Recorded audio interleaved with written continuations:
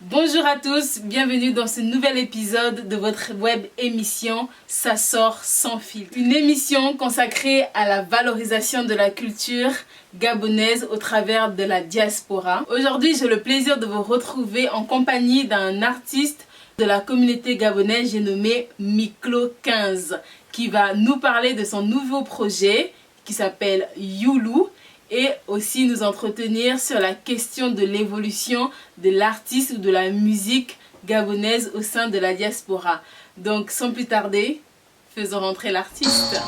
Bonjour à tous, bienvenue à Miklo 15.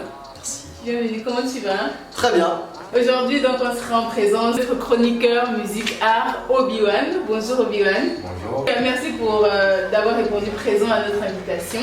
Plaisir pour moi. Super. Premièrement, je vais te laisser te présenter à la communauté. Qui es-tu? Qu'est-ce que tu fais précisément? Voilà, quels sont tes projets, les projets en Pour cours? la communauté, c'est très simple. Moi, je m'appelle Miklo 15, artiste originaire de Rwanda, puisque on s'adresse à une population gabonaise aussi.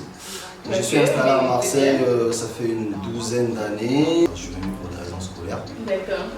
Et ces raisons scolaires-là sont souvent, on s'emboîte souvent avec nos hobbies. Donc moi, le mien, c'est plus la musique. Donc, depuis quand tu fais de la musique? Oh, la musique, et moi, c'est une très très vieille histoire. J'écoutais beaucoup la musique congolaise, beaucoup du franco, tout puissant ok jazz. Tout puissant ok jazz. Salut la communauté congolaise. Totalement. Et puis surtout, on est originaire du Gabon, on a quand même un patrimoine qui s'appelle Akenenge. Tu as eu de très belles influences. Donc tu vis en France, tu t'es installé complètement en France ou je suis installé. Je suis installé, ouais. Oui, les études sont terminées. Ça fait longtemps. Ça fait vraiment Heureusement. Ah non, les Gabonais n'aiment pas l'école. Voilà, ça fait longtemps. D'accord, et maintenant tu es lancé complètement dans la musique en tant qu'artiste, en tant que musicien? Non, je suis pas à plein temps sur la musique. Mais en fait, si tu veux, moi, c'est mon petit frère qui m'a beaucoup poussé dans la musique. Il est beaucoup plus en avance que moi sur l'approche de la musique. C'est-à-dire qu'il a commencé à rimer avant moi, il a eu un groupe de danse avant moi. Moi, ça m'a un peu frustré, tu vois. Je me suis dit, mais attends, mais comment ça? Comment il fait de la musique? Donc moi, j'ai commencé la musique en suivant un peu mon petit frère qui suivait lui-même nos grands frères. Pourquoi? Parce qu'on était à Capo, tu vois, Capo, c'est le lycée technique national. Oui, lycée technique qu'on connaît. Donc là, je suis tombé sur des très très bons frères à moi, d'ailleurs, que je salue. Donc Issa Mambo de Dev Kiss, Blacky Black, Box Office, Parel Artini, et on a fait un petit groupe. Ah, donc tu as vraiment plongé, enfin, tu as toujours été dans la musique, dans l'univers musical. Totalement, mais c'était aussi une approche qui était très loisir. On n'avait pas de finalité. Et c'est quand tu es arrivé en France que tu as professionnalisé ou tu as envisagé? Quand je suis arrivé en France, il y a eu une autre étape. C'est quoi ton style musical en fait? Parce que j'ai écouté tes albums et d'ailleurs, en ce moment, tu vas nous parler aussi d'ailleurs de ton dernier projet. Ouais. Mais voilà, dans quel style musical tu t'inscris, Miklo 15? À la base du rap, clairement, parce que c'est ce qui est rentré le plus dans mes oreilles dans ce genre de culture musicale-là, donc urbain. Okay. À la base du rap, après j'ai écouté beaucoup de reggae, j'ai beaucoup écouté du Peter Tosh, Clinton Ferron. Donc après voilà, j'ai beaucoup écouté Alpha Blondy, j'ai beaucoup écouté Donc Tika. on va dire rap et reggae un peu. Voilà, rap reggae. Aujourd'hui je suis un peu plus reggae parce que peut-être je pense c'est aussi l'âge. Le rap c'est quelque chose de très jeune, tu vois. Même si. Tu es d'accord avec? Attends, même si aujourd'hui, bon voilà, on a des rappeurs qui sont milliardaires comme Dr. Dre. C'est-à-dire la tranche d'âge de gens qui consomment le rap, on va dire c'est entre 15 et 30 ans. Donc dans ce que je faisais du rap, sur mon premier projet que j'invite les gens à aller regarder, qui s'appelait Requiem for My Motherfucking Dream, qui est inspiré d'un film qui s'appelle Requiem for the Dream. C'était très rap, mais en même temps j'avais des petits moments où je chantais et je me suis pris plaisir en fait. En fait je me suis rendu compte que cette approche de la musique là parlait plus aux gens en réception que quand je fais du rap. En fait, tu as trouvé ton style au fur et à mesure. Voilà, donc en fait l'idée c'est d'agencer les deux. Et aussi, si tu écoutes le dernier projet, il y a beaucoup de sonorités différentes. Par exemple, sur Dernière Danse, c'est en drill, mais c'est en drill africaine, tu vois, avec des sonorités africaines, tu vois. Qu'est-ce que tu penses? Si je me réfère à ce que tu viens de dire, ça veut dire que tu le fais dans le sens où tu te focalises sur le public.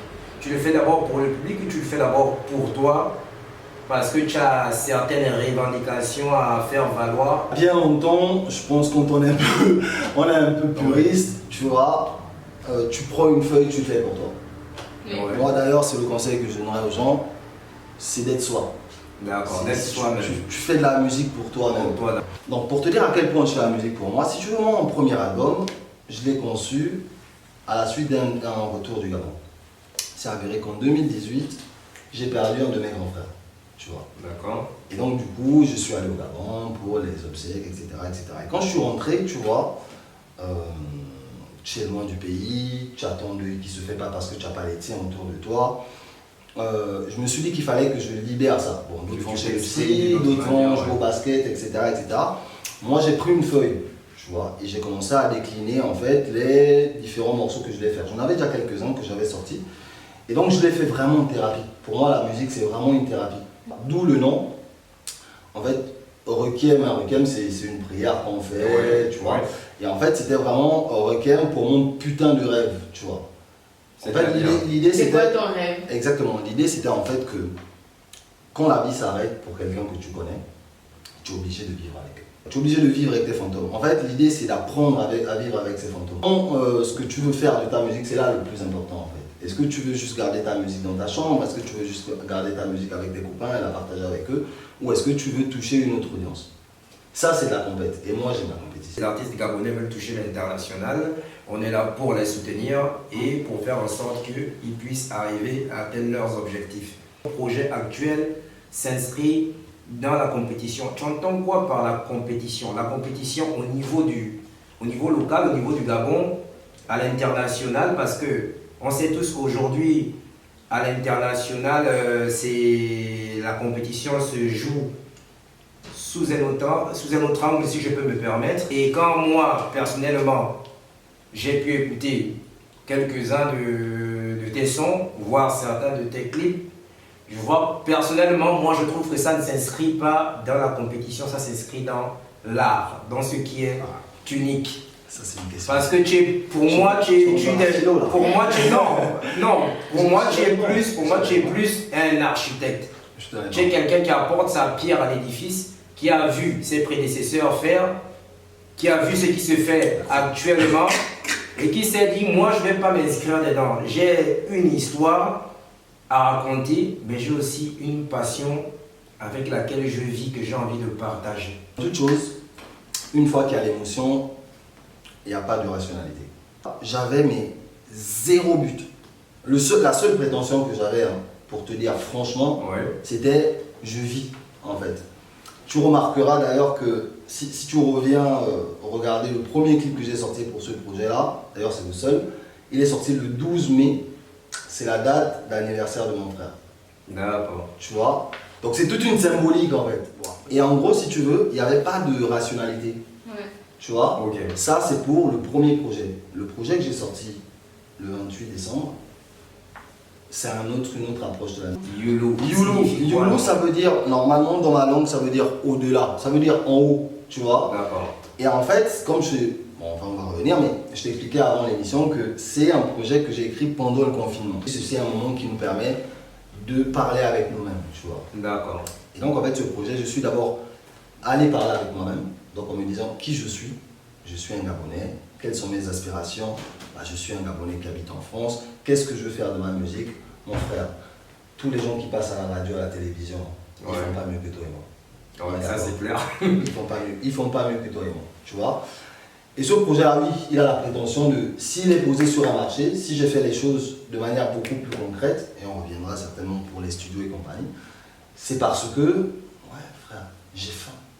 Ok, au moins c'est clair. Au moins c'est Ça c'est dit, ça se voit que tu es passionné. Et en plus d'être passionné, comme tu dis, tu as faim. Donc tu as vraiment un désir de performer, un désir de, comme on dit, de percer. Mais j'aimerais que tu me parles justement de ce désir-là quand tu es en tant que personne de la diaspora. Et le même désir aussi que tu avais quand tu étais au Gabon. Est-ce que un artiste au Gabon peut avoir cette ambition, peut avoir cette faim, peut avoir ce désir-là. Totalement. Et avoir justement les moyens et même les opportunités, la chance juste d'y arriver. Je sais pas quel rappeur gabonais dit le rap n'est pas mort, il est juste reparti au bled. Je sais plus c'est qui dit ça. Voilà, moi aussi, Et en fait, de loin on peut penser que la musique au Gabon est restée archaïque. Par contre, quand tu regardes ce qui se fait sur place, les gars sont chauds. Les gars ont faim. Et bien sûr que les gars ont autant d'ambition, sinon plus d'ambition que moi, tu le vois. Je regardais. Est-ce qu'ils ont les moyens de leur ambition? Alors, après les moyens techniques, ça fait 12 ans, bientôt 13 que je vis pas au Gabon. Je sais pas quels sont, mais je pense qu'avec l'arrivée d'Internet, tu vois, il y a une autre façon de faire la musique. Et on peut aujourd'hui avoir un bon PC, avoir un petit micro, tu vois, et faire des petites maquettes. Ça existe. Regarde, il y a des morceaux qui passent à la radio, etc. Tu écoutes le mix. Bon, toi après tu écoutes la musique. Voilà, tu n'as pas la même approche. Tu vois. Comme je disais tout à l'heure, les rappeurs, on va analyser. Tu écoutes le mix, tu te dis bof. Tu vois. Pourtant, parfois, c'est fait dans des endroits où tu te dis le studio il déglingue. il y a du contenu. Tu vois. Il y a des gens qui n'ont pas tout ça. Et puis le talent, c'est autre chose. Le talent, c'est quelque chose. Même si tu as un matériel qui est, je vais pas dire défectueux, mais si tu as un matériel qui fait l'à peu près, les gens ils vont ressentir ça.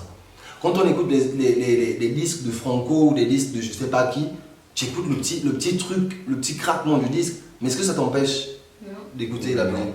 Bien sûr, tu vas l'écouter. Et pour revenir à ta question, moi je pense que oui, aujourd'hui les Gabonais, quand tu regardes ce qui se fait, bien sûr c'est un game.